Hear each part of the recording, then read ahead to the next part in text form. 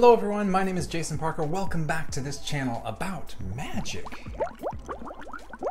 Impressed? In this video I'm reacting to Dom Chambers, a magician appearing on America's Got Talent for the third time. Both him and Eric Chin are the two remaining magicians, and this is the live shows of AGT. Dom's first act was about making beer appear, and his second act was also about alcohol. Hey, he's Australian. Anyway, if you want to see my reaction to both of those performances, check this link up here or look in my pinned comment below for both links. And by the way, after the reaction, later in this video, I'll be doing something I call reading a story from Aesop's Fables, wherein which I'll be reading you a story from Aesop's Fables. Hey, but let's get back to business. Let's see what Dom Chambers has in store for us on this live performance, his third act. Years ago, a grandfather wanted to bond with his grandson. So he shared his love of magic with him. Tonight, that grandchild could make it to the AGT semifinals. Here's Dom Chambers. When I was growing up, I think I was your average kid. My mum's a teacher, my dad's an accountant. We had a house in the suburbs. There was nothing that different about it. But then, the first time I saw magic, it took over. From that point, magic was a part of me. The more I performed magic, the more I wanted to make my own type of magic that uses everyday items to blow some minds. But I'm not the only magician on this week. Eric Chin is one of the best close-up magicians in the world. So to say that these have been stressful is an understatement. For the last couple of weeks, as I've gone through my everyday life, waking up, having breakfast, all I'm thinking about is this next act.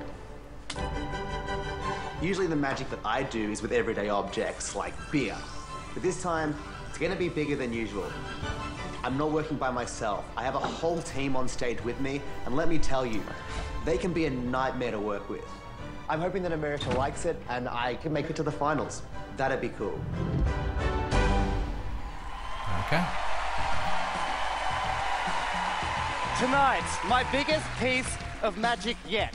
A piece so big I couldn't do it alone. So, to help me out, it's another Dom. Hey, Dom. Hey, man. Look what I bought. Nice. But we're cool. not doing the beer trick tonight. I know. I just really wanted a drink. Oh, my bad. Wow, nice synchronization. Cheers. And let's do this. Nah, mate. 2 Doms? Not enough. Hey, third Dom. Love the t-shirt. You should try it. Let's switch. I like it. But for tonight's big trick, we're gonna need more Doms. 13 Doms! Oh, yes. Oh, now it's got magic. And for my big team of assistants, I have some big cards, each with the face of some of the biggest AGT stars of all time. Here, take these. Go on. Pass them around. That'll do it. So, keeping things big, I'm gonna need the biggest man in the room. It's Terry Crews, ladies and gentlemen!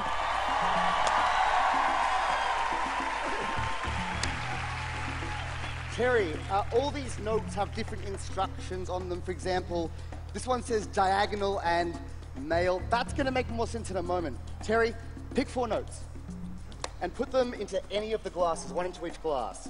Now, the notes that Terry picks here will determine the outcome of tonight's performance, so free choice, and if you want, you can switch any of the glasses. Perfect. Terry Crews. All right. And finally, the biggest number of participants. All 12 million of you. Everyone here and everyone watching this at home right now, everyone try this. Hold out your arm. Point your finger and aim it at any of the, Terry, choose male or female? Male. Male. Aim it at any of the male AGT contestants, including you at home. Now, let's make things more random using Terry's decisions. Let's see where they take you. So first, staying in the same row, slide your finger left or right to the nearest female. Next, staying in the same column, slide your finger up or down to the nearest male contestant. Then, we're going to slide your finger diagonally to the nearest female contestant. And finally, staying in the same row, slide your finger left or right to the nearest male contestant. Keep pointing and keep focusing. We should all now be pointing at an AGT contestant as determined by your unique moves and Terry's random choices. So, now for the big moment. When I say go, I want you to imagine a beam of energy coming from your finger to the contestant that you are now pointing at. Ready? 3, 2, 1, go!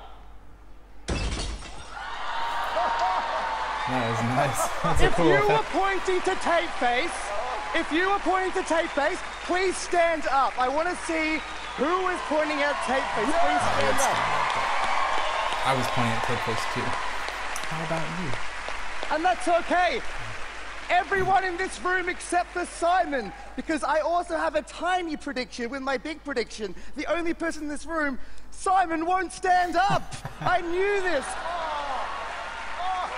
But what's more amazing, after all these random choices, this moment was predicted by every single Dom with tape on their face. Turn over your cards to reveal your big prediction. That is Tape Face, which matches, ladies and gentlemen, my big prediction right here. Everyone will pick Tape Face. And that is my big prediction. But it's not the big finish. This is the big finish.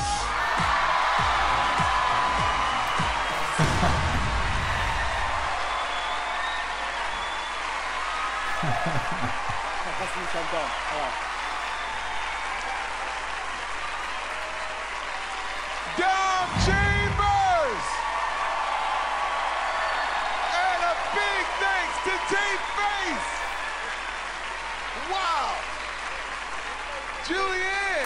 All right, let me go ahead and give you my thoughts before we hear what the judges are gonna say. Okay, so first off, I felt like that was just a really great performance. Sometimes with these mentalism and like prediction acts, it's like not that amazing, but somehow this one just left me with like a really good feeling. It was fun, and it was surprising to actually see Tape Face appear from behind that curtain, especially because this Tape Face guy is so tall. You know, he was holding the curtain there and he kind of raised it up for a second and immediately brought it down, and this guy who's taller than Dom himself is standing next to him. It seems even more impressive. Okay, now as far as the magic, let's talk about this. First, I bet many of you, having seen David Copperfield on TV many years ago, remember him doing something similar to this. He had 1 or 2 versions of this, I believe. I know one of them was something like Mystery on the Orient Express, and you were putting your finger on the TV and moving it from different cars of the train to different cars on the train, and in the end, David Copperfield somehow read your mind even though you were sitting at home. And I guess that basically boils down to some kind of math or algorithm that is deterministic and you will always end up in the same spot. But still, the first time I saw it as a kid, I was very impressed. And you can argue that Dom didn't just present it as like the standard effect that it is, but he really spiced it up a lot and made it quite fun. Especially with these 13 copies of him, each dressed differently, doing something different and funny. I even saw one of them doing this thumb removal type of magic trick. So what I'm saying is he definitely made it his own. And actually, now that I'm thinking about it, he had Terry pick 4 pieces of paper out of that bowl and put them in each of the cups, and he could rearrange it. So each of those directions he was giving us, he was pulling out of the glasses. That makes it even more complicated. I wonder if it's either that the algorithm could even handle them being out of order, or that Dom was actually switching those papers as he pulled them out of the glass to the paper he wanted to read, which is quite possible. I didn't really get a good look at that. And that's another thing. His presentation was so good, I wasn't even really looking for that. Also, when he had Terry choose male or female, I was thinking, okay, there's like 12 people up there and about half are men and half are women. Probably he wants to control us to pick just one of them. He has that in mind ahead of time. And I was thinking, what would Dom have done if Terry had said women? Because he said choose the one you want. And it would have been a little fishy to say, okay, let's get rid of all the women. So it's actually quite possible that he could have had 1 male celebrity and 1 female celebrity. He could have had 2 people from that board backstage ready to appear, and because Terry chose men, it ended up being Tape Face. But the part that's hurting my brain is that at the end he had that big prediction that he pulled out of the tube, and it was huge. There wasn't room for more than 1 of those inside of the tube. And it clearly had Tape Face written on there permanently, so maybe there was only ever one option. Maybe only Tape Face was waiting backstage with his face taped. Ah, yeah. And maybe if Terry had said women, then Dom would have used a different set of card instructions to get us to tape face. That's my best guess, anyway. But it doesn't really matter, because the lasting feeling you have after watching this is that of being entertained and watching an enjoyable act. It's cool that it has magic in there and it makes you think. It's very puzzling, but it was just fun. Let's hear what the judges have to say.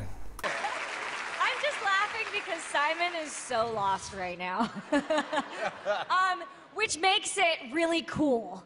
I've said it from the beginning and I'll say it again. You make magic cool.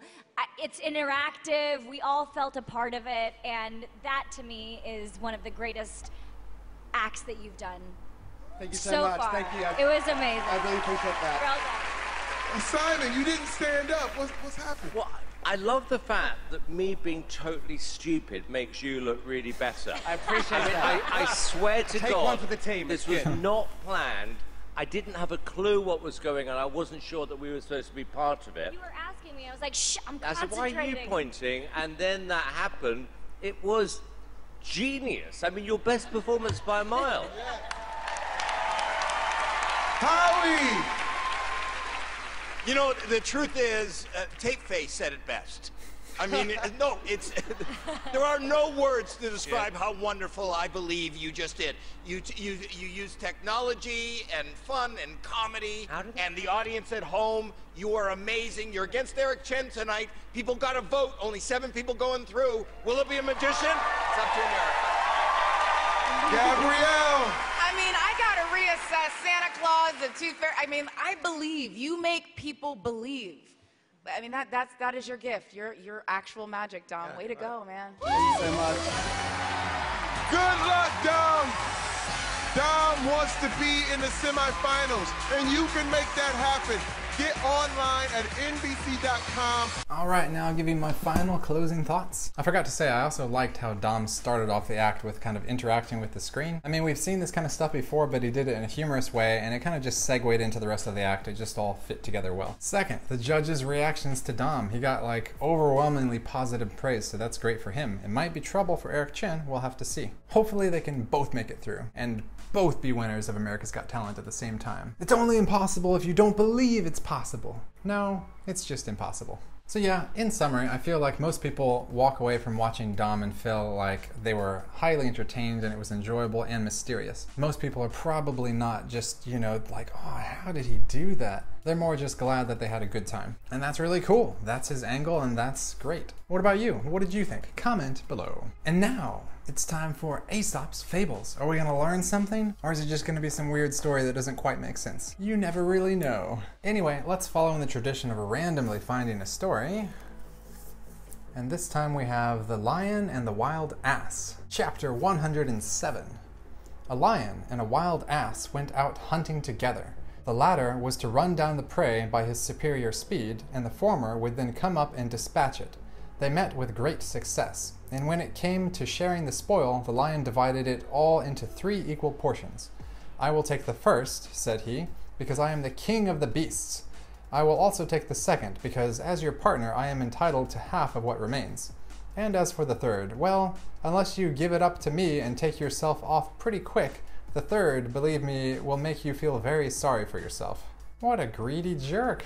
The moral of the storyline is, might makes right. So in this case, it doesn't matter who's right and who's wrong. If you're just stronger, you can take and do whatever you want. So remember to incorporate that into your daily life in some kind of way. For example, if you're waiting in line at this store and it's making you unhappy, maybe it's time for a beatdown. Okay, so how can I take this in a serious way? I guess we could say that, well, you know, our world is built upon rules and government, and we have laws to behave in our social environment with each other. But without all that, at our core, we're kind of just like beasts. So as long as you stay inside of society in a normal city with police officers, everything will be fine and people will follow the rules. But if you're out in the middle of nowhere, and there's some strong guy who wants to take all 3 portions of the meat, I mean, he can basically do it. If he's a total jerk like that lion. And that's why you should always make time for the gym. You should be suspicious of really strong people. Never let your guard down. Something like that. Help me out, please, in the comments. Tell me how this could be interpreted for your daily life. Alright, alright, alright. So that's pretty much it for this video. If you enjoyed this, be sure to smash like. If you want to see more videos like this and magic tutorials, stream magic performances, deck reviews, anyone? Then subscribe and click the notification bell. So thanks a lot for watching, and I'll see you next time. Yup.